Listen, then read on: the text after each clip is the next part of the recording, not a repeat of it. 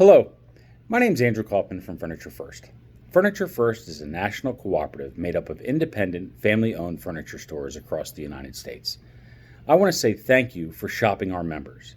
I also want to say thank you for taking the time to watch this video, and I want to say thank you for your patience and your understanding in this unprecedented time in our industry.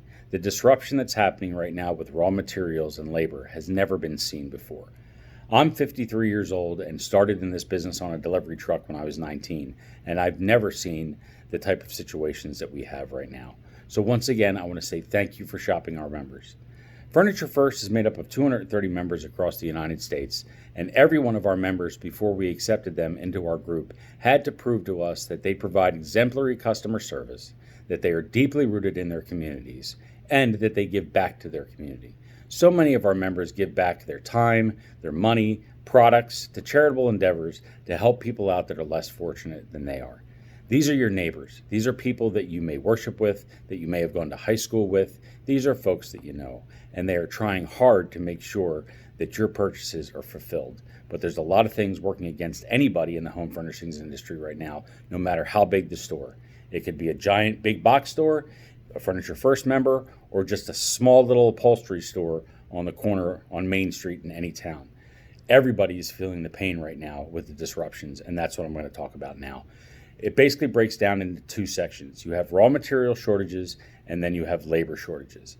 The number one raw material shortage right now is something called non-woven polypropylene. If you've shopped for a mattress recently, you've probably seen something like this. This white sheathing over these coils is non-woven polypropylene. But it's not only used in mattresses, it's used in foundations that the mattresses sit on. It's used in sofas, love seats, recliners, lift chairs, ottomans. The reason that this material is used so widely is, number one, it's extremely durable, but number two, it passes all the flame retardancy tests that the United States government require of any type of furniture. But N95 masks and gowns are also made out of non-woven polypropylene.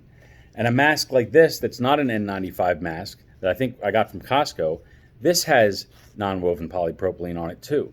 So these healthcare companies that are making these PPE items, what they're doing is they are basically cornering the market on the non-woven polypropylene, and it's very hard for anybody else to get any. The second thing as far as raw materials is lumber. 1/2 inch and 3/4 high strength plywood is used in the manufacture of foundations for mattresses, in the framework for all the upholstery I talked about before. But new home construction has surged at 8.2%. You put on top of that the fact that we just had a hurricane down in the Gulf Coast. FEMA has come in and basically bought out all of that plywood from the Home Depots, the Lowe's, the distributors, all the people down there. So now that type of plywood that the home furnishings manufacturers use is getting harder to find as well. So those two items in raw materials, the non-woven polypropylene and the lumber, are extremely hard to find right now. The other part is the labor part. We all know that when the CARE Act passed in March, several people that were on unemployment were able to get an extra $600. Well, even though some of the factories opened, people didn't want to go back to work. They'd rather sit at home making more money on unemployment than working in the factory. And when the $600 ran out, several states still had an additional amount of money they were putting on top of people's unemployment. So a furniture manufacturer can't make someone come back to work. We have one of our main companies that we have a relationship with that put out an ad for 500 positions. They received 38 applications.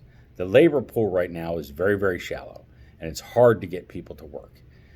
The second part about labor, it has to do with social distancing and the actual COVID virus itself.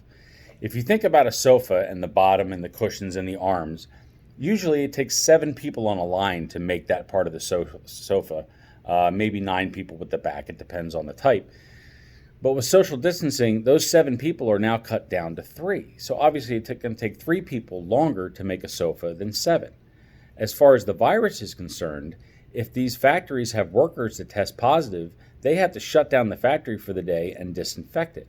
We had one of our major manufacturers we deal with have 50 people diagnosed with COVID within 2 days. It took a week to disinfect the entire factory. That's the floor, the bathrooms, the offices, the truck bays, everything. And when you stop production like that and you have raw material shortages, it's very, very difficult to get a flow of goods. Now, we've seen this before.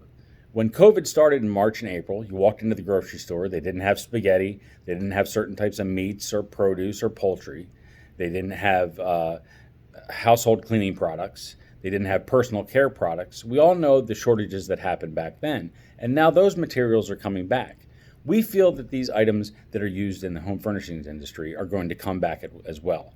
We're just asking your patience to understand that it's going to take a little bit of time, and these are things that are out of our members' control.